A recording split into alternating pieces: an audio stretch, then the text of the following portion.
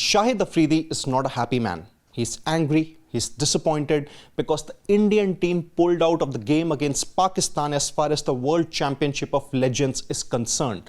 Now, Afridi has taken an indirect dig. He's actually targeted Shikhar Dhawan, who was the first one who refused to participate in the contest against Pakistan Legends.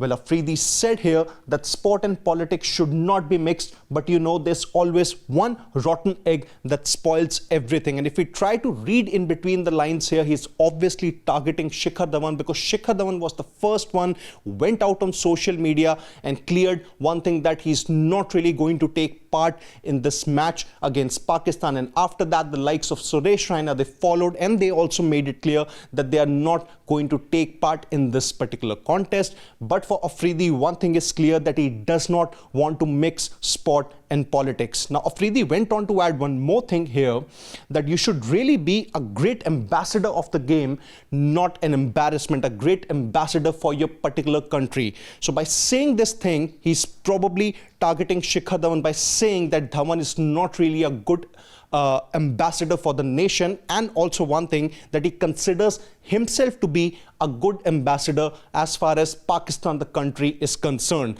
Now, Afridi revealed one more thing about the Indian team, and that might just shock you here. Well, Afridi said that they trained before the game, they pulled out just because of one guy, and obviously that one guy he's probably referring to is Shikhar Dhawan. Even the Indian team is very disappointed. So maybe he has had a chat with some of the Indian players here when he's saying this thing, that the Indian team is disappointed because he's not really going to fabricate any kind of a comment, and maybe there was some kind of communication that was clearly held. But when all those Pahalgam terror attack, when it took place, the lives of several Indians were taken.